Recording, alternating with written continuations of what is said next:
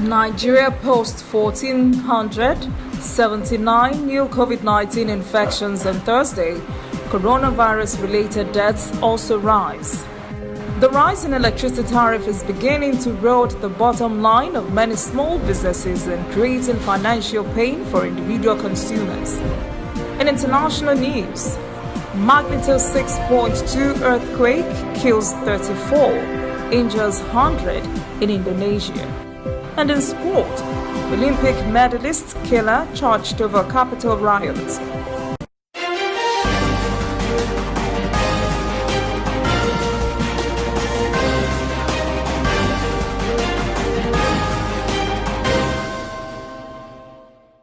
This is ANN News. I am Olajumoke Olatunji. Nigeria Center for Disease Control has reported nearly 1,500 new coronavirus infections on Thursday. The health agency also confirmed 23 new deaths that have swelled the COVID-19 death toll in the country to 1,405. The agency says the new infections were recorded in 24 states and the Federal Capital Territory, with Lagos leading the pack with 697 cases. The Federal Capital Territory follows with 201, the highest recorded states are Nasarawa with 80, Plateau 74, Rivers 72, Adamawa 45, and Akwa Ibom 35. Total confirmed cases in the country now stand at 105,478. 83,830 patients have been discharged. Vice President Yemi Osinbajo has spoken on the need for locally developed COVID-19 vaccines developed and manufactured by indigenous pharmaceutical companies. In a statement on Thursday, the Vice President said the country should begin a dialogue on how this could be achieved to boost capacity for the manufacture of vaccines that would be suitable for peculiar Nigerian situation in particular and Africa in general. Nigeria currently plans to spend 2 trillion naira to purchase COVID-19 vaccines for an estimated 160 million of the country's 200 million population. 100,000 vaccines are expected to be delivered to the country by the end of this month. Professor Osinbajo said in the statement, although COVID-19 poses one of humanity's greatest health challenges, it could also present the country with an opportunity to, quote, ramp up public health infrastructure in Nigeria, including the training of required experts, end quote. He said the government should be providing more funding for this case. Individual and business customers are feeling the impact of the hike in electricity rates in Nigeria. Many businesses say they're now spending twice what they normally did on electricity, and it is eating into their bottom line. Correspondent Kelechi Mekalam reports. Mohammed Idris runs this laundry shop in Nigeria's capital, Abuja. The 5-year-old business boasts of 6 employees who tend to customers' needs from washing to spinning, drying and ironing. Each activity is largely dependent on electricity. But the latest hike in electricity tariff is putting Mohammed's business at risk. Definitely, electricity plays a vital role in our businesses. Initially, if I recharge like 5,000 naira, I can spend like a week, working with the light. But now, currently, I think at most 3 days or 4 days. We try to review the prices, but the customers are complaining bitterly. Despite they know the fact that this is what is on ground, people are now looking for alternatives at home. Small businesses like Mohammed's are facing untold hardship following the COVID-19 lockdown. Many have either closed shop or had their operations and resources cut down. Yet, this is the second time the cost of electricity is going up by as much as 50% and even more. I think it's very frustrating. Just recently, in fact, on the 23rd of December, I bought 20,000 naira worth of electricity units. Usually that will last me for the entire month or just to the tail end of the month. But in 10 days, I'm telling you, I started getting the beep from my meter. I had to buy another 70 units. Usually I would buy that for about 3,000. Now it cost me over 10,000 1,000 to buy that. Unit that will buy that will last for 2 weeks don't even last up to 1 week. So it's terrible. It's actually terrible. It's not bad. They are so inconsiderate. Economists say the tariff hike is detrimental to the citizens and the economy. Human beings is very central to the prosperity of any nation. That any economic policy that is insensitive to the welfare of the people is a bad economic policy. The people will be very strategic in creating wealth for government, in helping the economy to grow. Therefore, this is not the appropriate time for the government to increase electricity tariff, any other tariff, until probably we're able to do away with this, the biting effect of COVID-19 that has ravaged businesses. This is the period for the Nigerian government to incentivize the people, not the period to exploit, Nigerians. The small and medium-scale enterprises sector is a major driver of the Nigerian economy, contributing to 48% of the country's GDP and 84% of employment. Experts say supporting SMEs is key to economic recovery, but another electricity tariff hike will further snowball into inflationary pressures and more hardship for citizens and businesses. The All Progressives Congress APC said on Thursday it would decide on its zoning formula for 2023 elections after party main players meet. The party's former National Secretary, Yakini Nabena, told an online newspaper critical stakeholders in every zone would have to first meet before a final decision could be made. He said some people have been heating up the polity because of what they stand to gain. He says Nigerians should be patient. Borno State former Governor Senator Kashim Shettima had said last month that President Muhammadu Buhari, APC national leader Bola Tinubu, and other party leaders will resolve the zoning issue.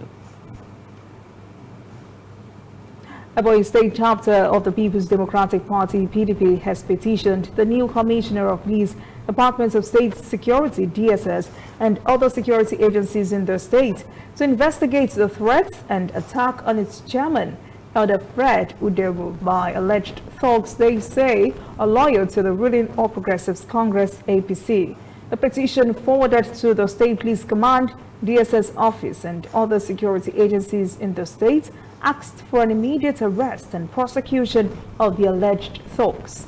PDP is claiming that APC State Chairman Stanley Okoro stormed Udegu's residence with the alleged thugs. The party also accused Governor David Umahi of directing the whole incident. Caretaker Chairman of Ebonyi APC chapter Stanley Okoro Emega describes as falsehood. PDP claims that the governor took away a vehicle that was given to Fred when he took office as PDP caretaker chairman in the state. Udegu claims the governor has a sinister plot against him and that his life is threatened. Okoro says there is nothing like that and that no dogs are being harbored. Coming up, African stories. UK travel ban, a blow to South Africa's business, tourism and travel. And later, international news. Magnitude 6.2 earthquake kills 34, injures hundreds in Indonesia.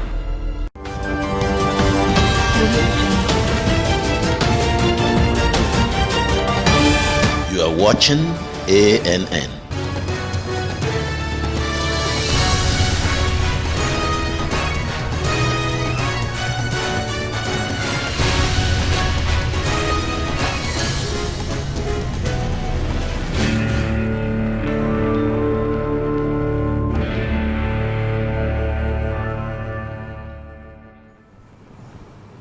Welcome back. This is ANN News. The UK travel ban is heaving a desperate sport on South African tourism, business and travel, all in the name of COVID-19 new variant and rising coronavirus cases in both countries. Correspondent Yodisa Injamela reports. Recently, South African authorities confirmed that a new, faster-spreading variant of the virus had been detected here and is driving the second wave of the pandemic. Britain is among the countries worst hit by COVID-19. In a statement, the British government says it is responding swiftly to new evidence showing an urgent need to halt travel from all southern African countries. This in a bid to help prevent the spread of the new COVID-19 variant identified here in South Africa. The UK had previously temporarily banned entry of passengers arriving from South Africa from December 24 last year. An aviation analyst says that while the steps taken are necessary, they are a major blow to many airlines. If you look at the Virgin Atlantic, British Airways, those are the most affected airlines that are going to be having to transfer the passengers from their own airline to the different airlines like your KLM, Air France. And those are the ones that are mainly affected. And obviously, their cargo as well. It's been a serious blow for them, and therefore they are going to be experiencing quite a lot of losses as far as revenue is concerned. Mujapili says while these travel bans are well-intentioned and are in place to curb the spread of the virus, they might not be entirely effective. I think the British government, they have jumped the gun because they do not have a total control of the influx of the people that are coming out of South Africa. You can get into UK as long as you don't have a direct ticket coming out of South Africa. You can go to France and get to the UK via the train. You can get to Amsterdam, Netherlands, and get into the UK. The travel ban does not include British and Irish nationals, longer-term visa holders, and permanent residents. The British government also announced that the measures will be in place initially for 2 weeks and will be continuously reviewed. The South African Tourism Department says while the ban has adversely affected business and tourism travel, it was always expected, not only as a result of the second wave of the pandemic here, but also due to restrictions in other countries. Zimbabwe is taking steps to boost performance of its manufacturing sector in 2021. It says COVID-19 battered manufacturing businesses will receive government support this year. Correspondent Frank Wakutuye has the story. Samuneti Leather makes handbags, belts and wallets using cattle, goat, ostrich, elephant and crocodile hides. Because its products are meant to last at least 20 years, a consistent stock of quality raw materials as well as linkages with suppliers are crucial. We have annual general meetings within the sector where we check ourselves to see who is producing, at what level are they producing, and where demand is more, the manufacturers can easily hint in advance to say, I think we'll be having so much demand next year. Could you also increase your production at the production level of at the farming level of these sources of exotic skins? They start off as individual strips, bits and pieces before they are all put together to become the product available in different shops all over the world. It's this sort of cohesion that government wants to see in key sectors of the economy, where the different stages of production are brought together to work cohesively to improve efficiency, increase production and achieve economic growth. Zimbabwe's National Development Strategy aims to fortify linkages between industry and the mainstay agricultural sector, which were disrupted after the land reform program and subsequent economic deterioration.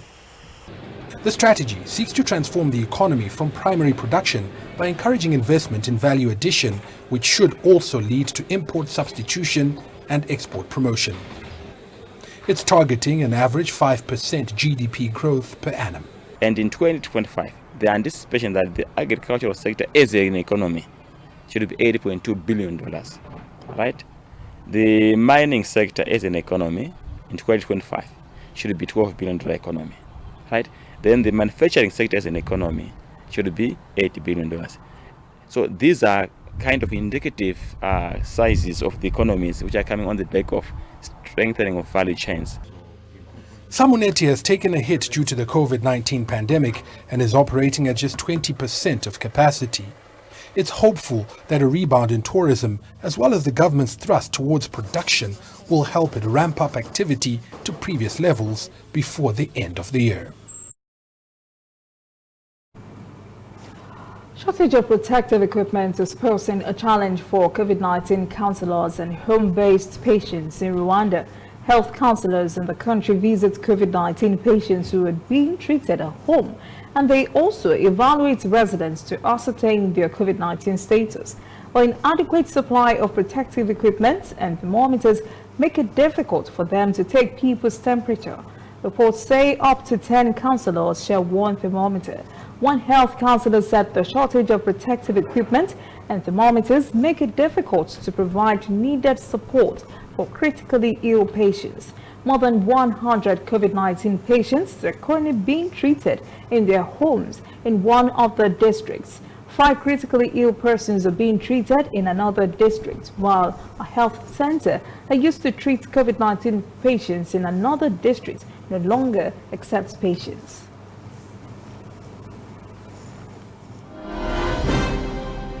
When we return, international news. Magnitude 6.2 earthquake kills 34, injures hundreds in Indonesia. And later, sport. Olympic medalist Keller charged over Capitol riot.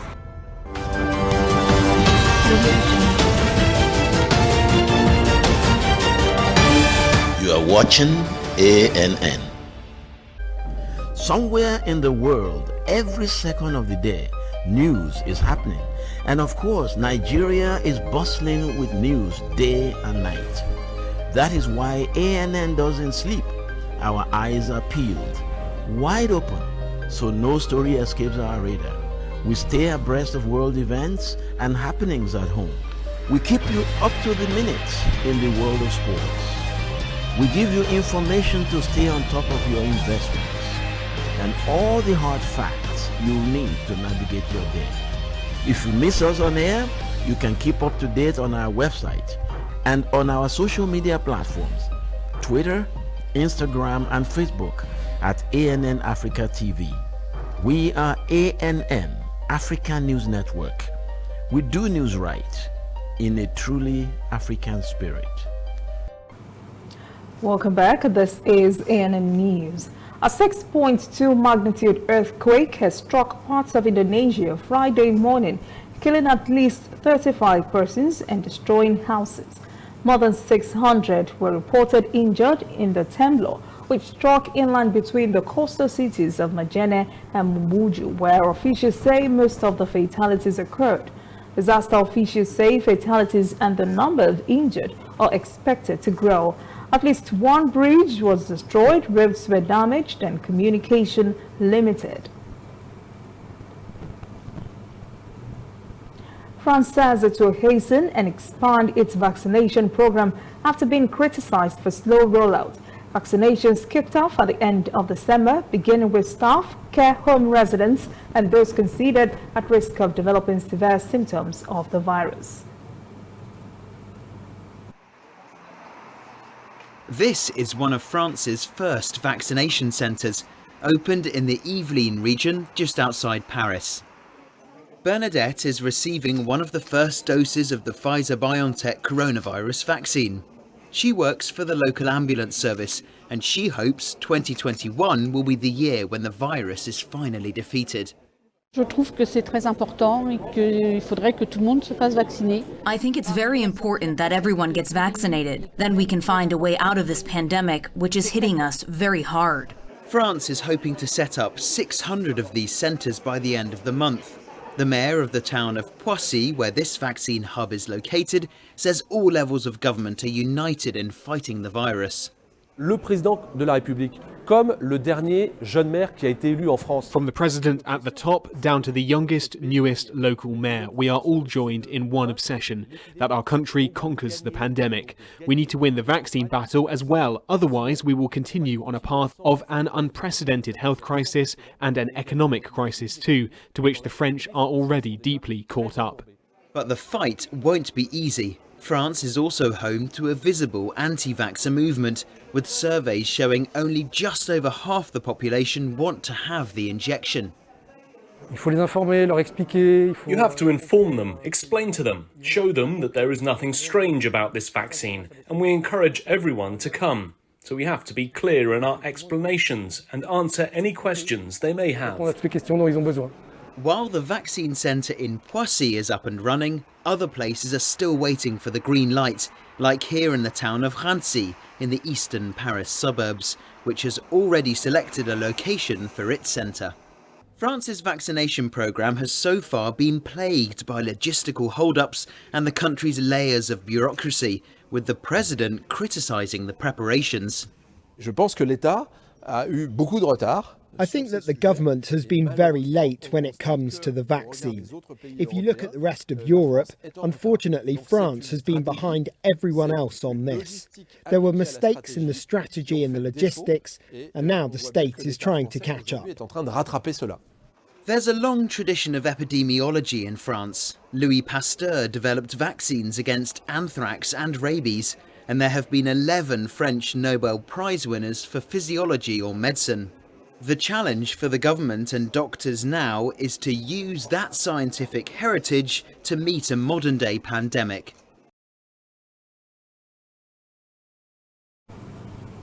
Germany has a huge spike in its COVID-19 death toll. The country has reported more than 1,200 coronavirus deaths in one day. The Robert Koch Institute reports 1,244 deaths on Wednesday, the largest one-day death toll from the virus. The country has now seen nearly 44,000 COVID-19 related deaths. The country's COVID-19 case has now surpassed 1 million. Head of the Koch Institute, Dr. Wheeler, says number of deaths in the country is very worrying because hospital intensive care units have never been as exhausted as they have been in the last few days. Wheeler says 5,200 persons are in German ICUs and 90% of them are on ventilators. Germany has seen a dramatic uptick in cases since early December, and officials are contemplating further restrictions to curb the spread. And still on COVID-19, Turkey has started administering the Chinese Sinovac vaccine as the nation kicks off its inoculation program against the virus, which has killed more than 23,000 persons in the country. Health Minister Martin Korka announced on Wednesday evening healthcare workers have already started getting one dose of the vaccine. Healthcare workers who book appointments online were monitored for a short period after the jab and will be given a second dose 28 days later. Sinovac says its COVID-19 vaccine has good efficacy after Brazilian partner claimed it was only 50% effective. Turkey has ordered 50 million doses of China's Coronavac, but so far has only received 3 million doses. The Turkish government is also looking at procuring Russian and Pfizer-BioNTech vaccines. When we return, international news. Olympic medalist Keller charged over Capitol riot. Please stay with us.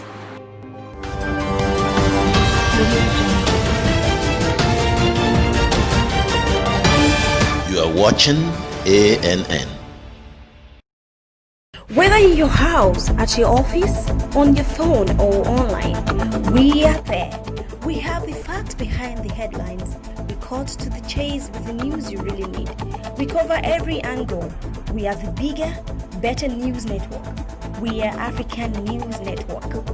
ANN.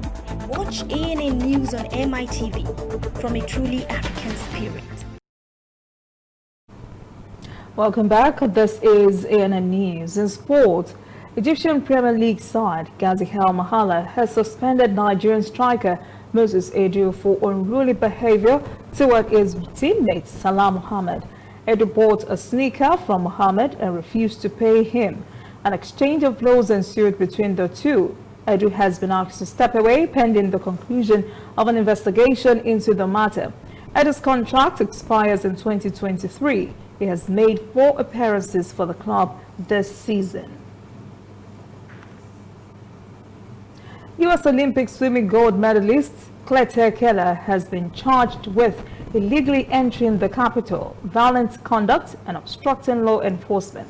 Keller was filmed in the crowd that illegally invaded the huge rotunda hall of the Capitol after violent protesters broke through police lines and forced their way in.